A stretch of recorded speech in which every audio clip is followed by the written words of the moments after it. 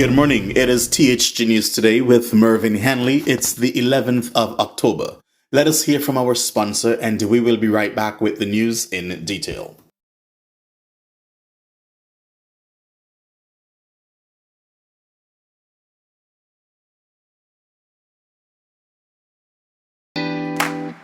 Sons have been serving the people of St. Martin for over 40 years, and the food and service get better and better.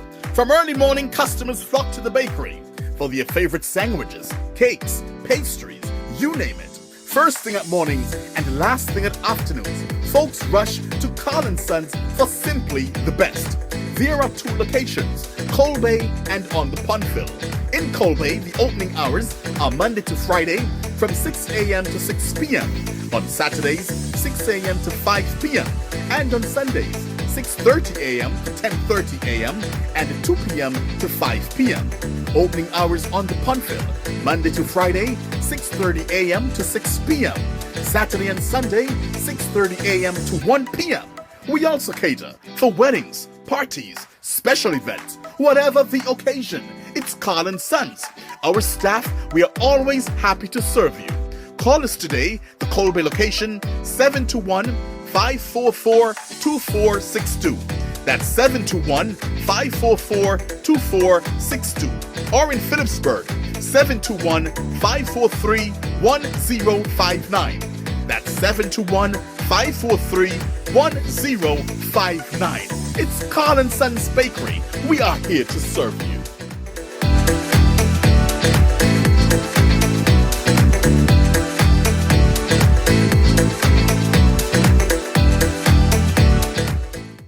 We begin this morning with news out of Jamaica.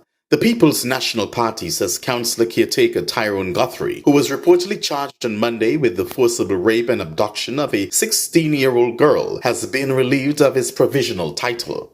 In a release on Tuesday, the opposition party says Guthrie's alleged involvement in the abduction and rape of a 16-year-old girl is deeply troubling and unacceptable. Guthrie, who is the caretaker for the Friendship Division in Westmoreland, is accused of raping a 16-year-old female student at his home in June. The party says it stands firm against any form of sexual violence or sexual abuse. We commend the swift action taken by the police in this matter, which resulted in Guthrie turning himself in and being subsequently charged. Justice must be served, and due process must be followed to ensure a fair and thorough investigation, the PNP said.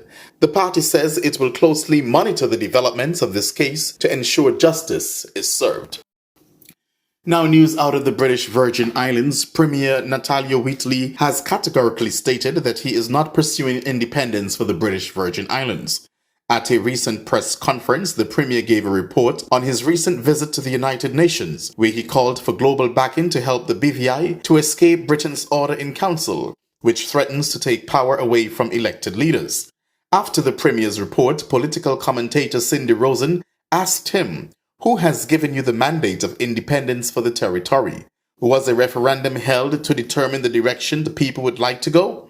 In response, Premier Wheatley said, "No one has sanctioned independence for the territory."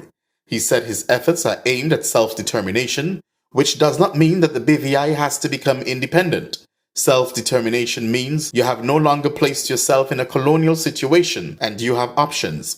Independence is just one of them, Premier Wheatley explained. You have the option of being in a free association with another independent state, or you can be integrated into another state. I am not in a position to impose independence on anyone. It can only be done through a referendum. At the same time, Premier Wheatley said the BVI community must face the reality that the territory cannot remain under Britain forever. He said being a territory was never meant to be a permanent option for the BVI, and added that residents should be thinking about the next steps in the nation's political advancement. You cannot stunt your growth. You have to be moving towards something. What we need to discuss as a territory is what we will be moving forward. We have to mature and we have to grow up as a group of people. We cannot remain a colony of the United Kingdom. We can continue our relationship with the UK, but it will have to be as equal partners, the Premier added. While many agree that the current relationship with the UK doesn't often serve the BVI, there is still a popular sentiment that elected leaders aren't fit to lead a more independent nation. Residents believe they have much work to do in order to be more transparent and accountable. Others also fear that political victimization would increase if the BVI were to leave the shadows of the United Kingdom. And finally, in our news this morning, Ibel Tyson of Low Street, Nevis, was murdered on Tuesday morning, October 10th, in a brazen daylight shooting in Craddock Road, Nevis. The shooting incident occurred between 8 and 8:30 a.m., a time when children and adults residing in the area were on their way to school, according to a report from Win FM News. Investigations into the matter are ongoing. On learning of the senseless act, Premier of Nevis, the Honourable Mark Brantley, took to social media and wrote, "I am deeply saddened at the vicious act of violence this morning in Craddock Road. I extend my deepest condolences. We must in our country find a way to live in peace. I call on all to assist the police in bringing these criminals to justice." Meanwhile, leader of the Nevis Reformation Party, the Honourable Dr. Janice Daniel Hodge, extended her condolences to the family.